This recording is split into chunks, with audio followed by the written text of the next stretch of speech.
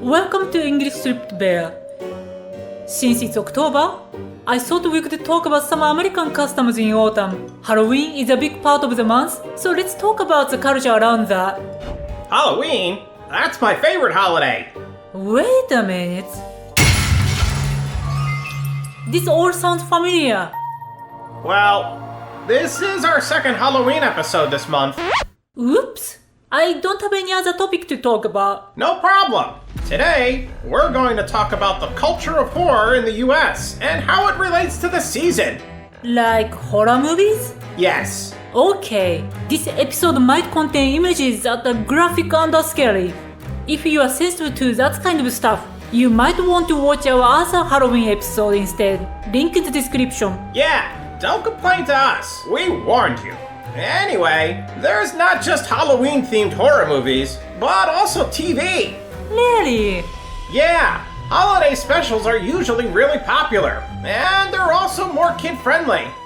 We obviously don't have any Halloween-themed TV shows in Japan. I think it's really interesting to hear what Americans watch at this time of the year. Probably the most popular Halloween episodes are The Simpsons Treehouse of Horror series, which have been airing new episodes for over 30 years. Wow! The Simpsons do a new Halloween episode every year? That's right!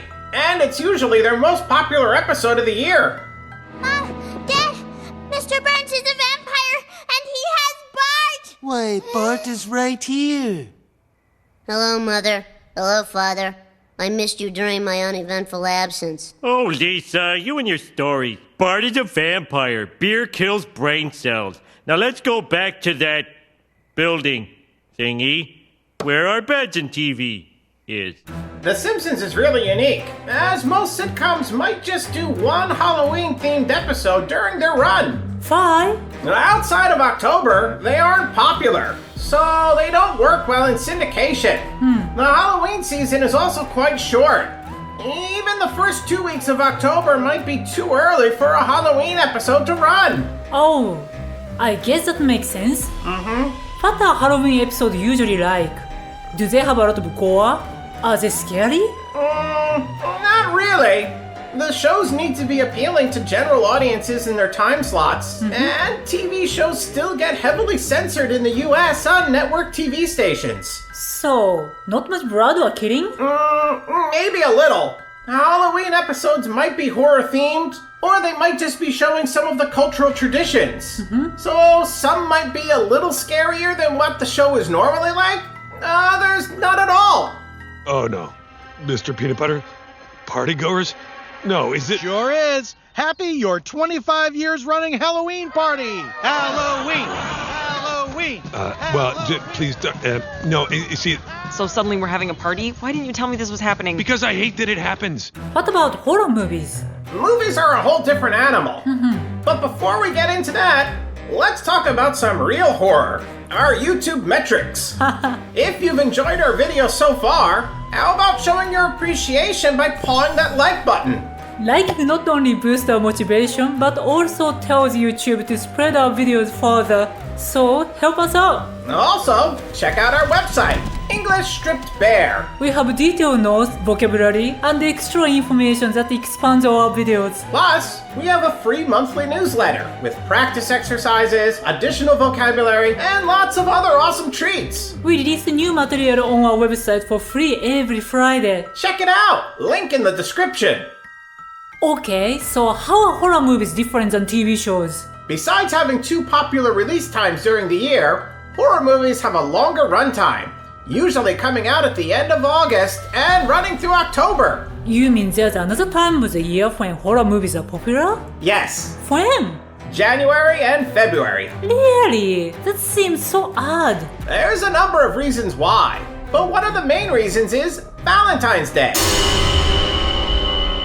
What? Who's going to see a horror movie then? A horror movie gives you a good reason to put your arm around your date. Ha ha ha, that's so true. Plus, a lot of horror movies are sexually charged. They usually feature a lot of attractive people running around naked and having sex. Is that a trope of American horror movies? Most definitely. You might even say it's become a cliche. What's your favorite scary movie? Oh, come on, you know I don't watch that shit. Why not? Too scared?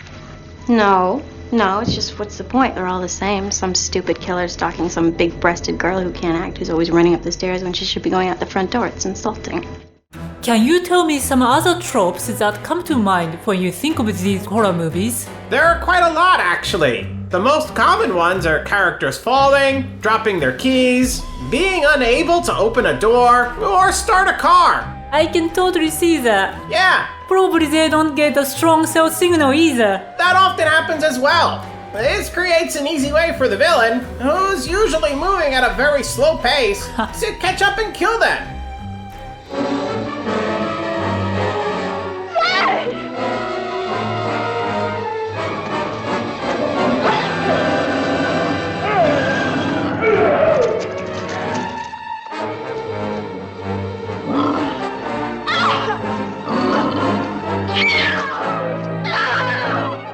Another common cliche is the fake out death at the end of the movie.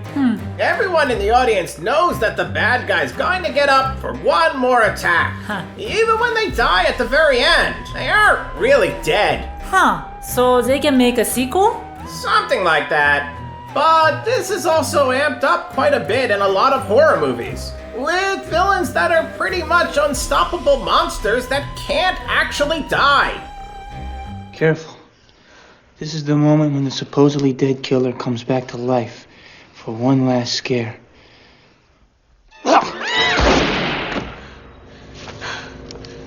Not in my movie. Weak authority figures is also quite common in a lot of horror movies. What do you mean by authority figures? Anyone who should be in charge are in control. Usually the main characters are teenagers, so the authority figures are usually their parents or the police. Interesting. Usually the authority figures don't believe the main characters. They'll also make poor decisions that'll put everyone in harm's way. Gremlins, huh? Little monsters. Right. Hundreds of them. Well, I'm not sure. Maybe thousands. Wow. Look, I know it sounds crazy. I know it does. But in a matter of hours, this town is going to be turned into a major disaster area. Now you have got to warn people. You think this kid is drunk, Brent? No, you are, huh? My favorite trope is that horror stories are morality tales masquerading as murder movies. How so? Well, there's a social moral code.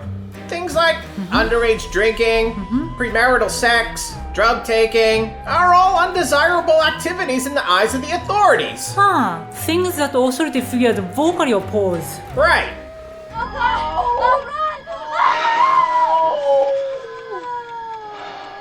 Morality sucks. When a character breaks the moral code, they'll be killed, almost immediately. For example, when a teen couple engages in some kind of sexual activity, they'll quickly be disposed of by the bad guy. So if they have sex, they will die? Exactly. This trope goes a little further, prizing not just chastity, but virginity, especially in female characters. So, there's no way you're going to survive a horror movie. Hush. Okay. Later. Have a good time. We definitely will. Bye. Lindsay is gone for the night. Hey, now that's wonderful.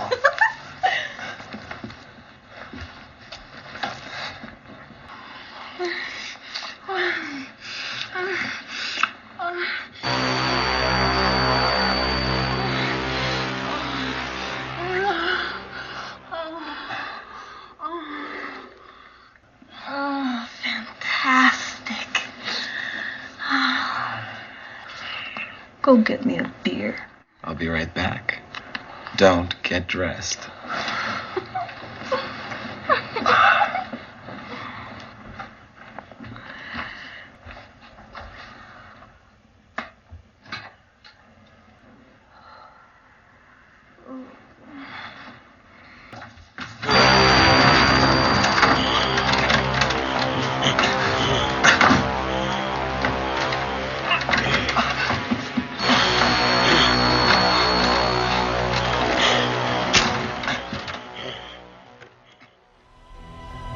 There are quite a few other common tropes, but but we're running out of time. These were just some of my favorite ones. If we skipped your favorite horror movie cliché, let us know down in the comments. Yeah, we're interested to hear what you know about horror movies. If you want to know more about Halloween, check out our other video on Halloween customs in the US. You might be really surprised by some of the things that Americans do. Thanks for watching today. See ya! Bye bye!